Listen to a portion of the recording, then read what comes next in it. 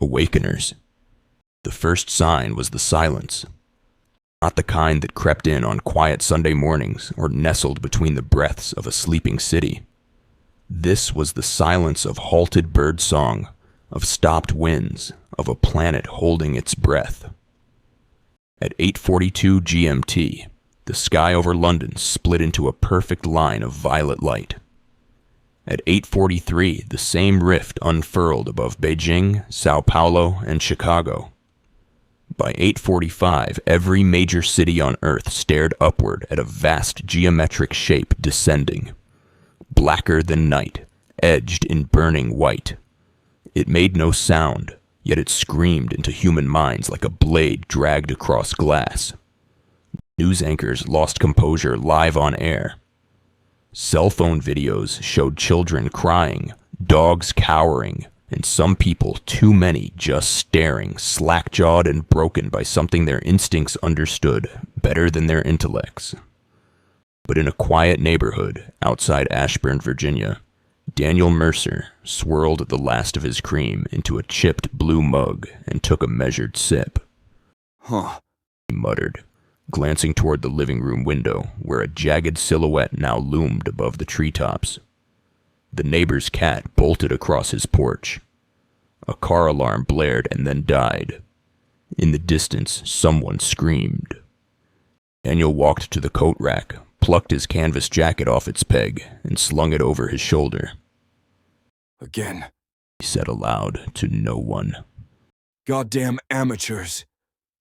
He stepped outside into the cool morning air.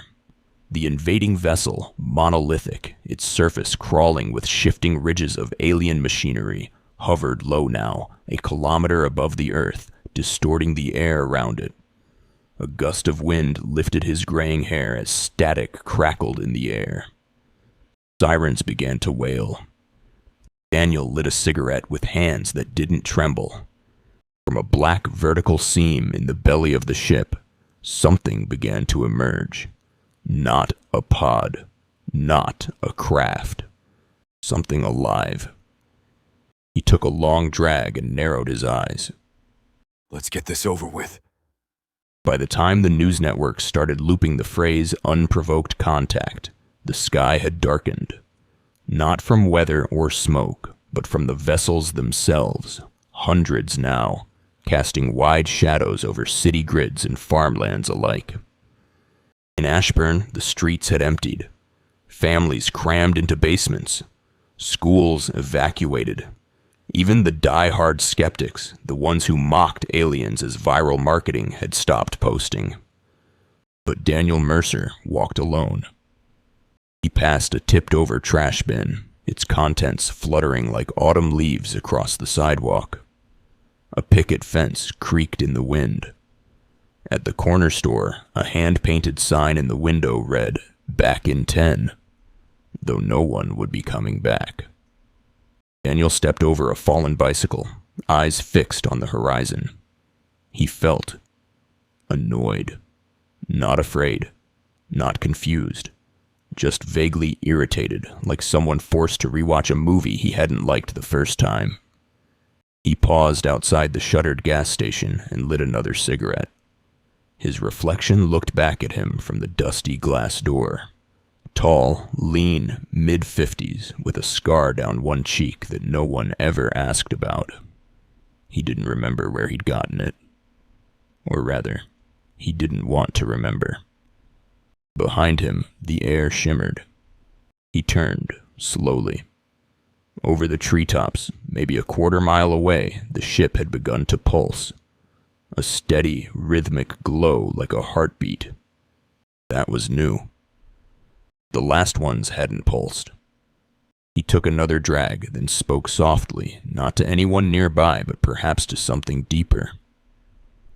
They've upgraded. A sound, high-pitched and stuttering like insect wings trying to mimic speech, echoed faintly. Not words, not yet. Just noise. A hunting sonar, maybe. A probe scanning the area. It passed over him and stopped. Daniel rolled his eyes. Of course you noticed me. He muttered, flicking ash to the ground. Why wouldn't you? He started walking again, this time toward the nearby woods. There was a clearing up ahead. He remembered it suddenly. Wide, flat, good visibility. A place he hadn't visited in years. His feet knew the way, even if his mind still played dumb. Behind him, the ship's glow intensified. He didn't turn around. Something inside him stirred. Not panic. Not power. Recognition. From orbit, Unit Commander Zhiltarn watched the anomaly shift through spectral readouts on the lead vessel's interface. The planet's population had scattered appropriately. Chaos, confusion, collapse. Resistance was laughable, yet something glimmered on the surface. Localized, dense, impossible. A signature. Older than the civilization below. Older, perhaps, than this sector's charted histories. Dispatch a scout pod. Zhiltarn hissed. Minimal exposure. Passive containment. Moments later, a black dart split from the underside of the ship and shot downward, trailing heat and quiet thunder. In the clearing near the woods, Daniel stood with his hands in his jacket pockets, watching the pod descend. It didn't crash or land.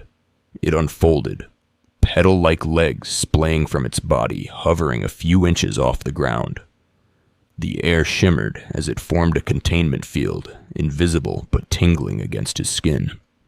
He raised an eyebrow. 3 figures emerged from the pod. Tall, spindly, armored in living metal that writhed and clicked like cicadas. Their faces were expressionless masks, save for vertical slits that opened and closed with wet, deliberate pulses.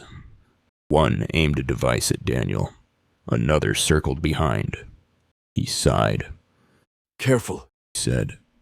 that thing's pointed the wrong way. The device whined, scanning. Then it screamed. The sound wasn't audible, not truly, but Daniel felt it in his bones.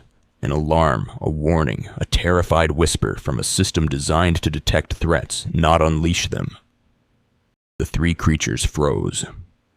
Then, almost in unison, they turned their heads, not toward him, but upward, toward their ship, relaying desperate messages in high-pitched bursts. Daniel stepped forward. He didn't change, not yet, but the air around him did. The containment field wavered, then buckled. The temperature dropped 5 degrees. Gravity hiccuped. The ground remembered something. The lead scout made a sudden movement, like a priest preparing a defensive rite. A lattice of violet light spiraled toward Daniel's chest. It hit him, paused, then unraveled like smoke in a vacuum. Daniel shook his head slowly. You really don't know where you are, He said. The lead scout took a step back. Daniel took a step forward. Let me remind you. And with that, the part of him that had been Daniel began to fall away. It began in his fingertips. A tingling like pins and needles waking from sleep. Then heat. Then silence. Not the kind outside, but deep within. The kind that came before language, before thought. Daniel closed his eyes. The forest around him faded. The chill of morning. The smoke on his breath. Gone. In their place, stars. Countless and close. He was standing, no, floating, at the edge of a dying galaxy. His hands glowed with a molten gold that pulsed in time with a long-dead sun. Around him, titanic constructs wheeled in orbit, machines carved from moons, cities wrapped around the bones of forgotten titans. He remembered his name. Not Daniel. Not really. Marith Call. Voice of the Threshold. Keeper of the Last Gate. He had held dominions that spanned timelines, had warred with entities made of concept and code, had died more times than mortals had seasons, each time reborn in silence, waiting, waiting, until Earth, until the sleep.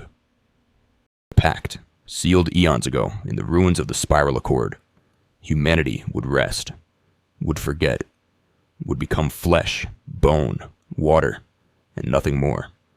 The old wars were over. Their knowledge buried in the blood, locked away in the mind. But sometimes the lock broke, and an awakened would rise.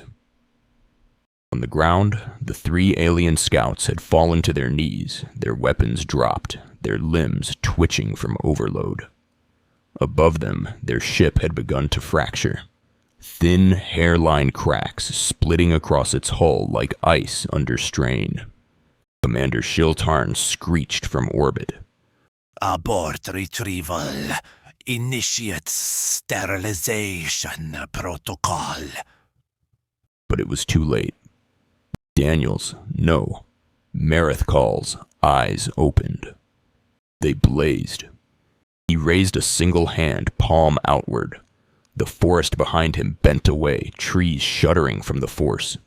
The scout pod disintegrated without sound, its atoms peeled apart in a cascade of white fire.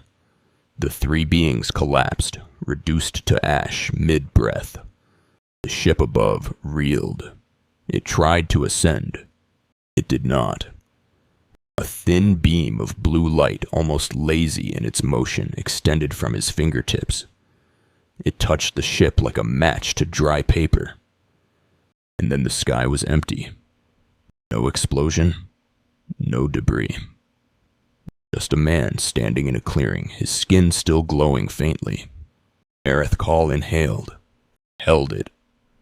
And as he exhaled, the name, the power, the war, all of it slid away back into the dark places.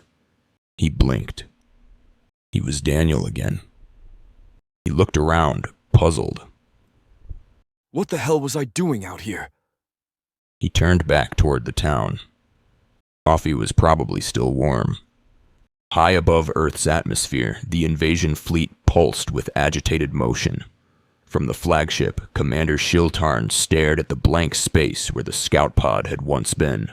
No signal, no remains, no telemetry.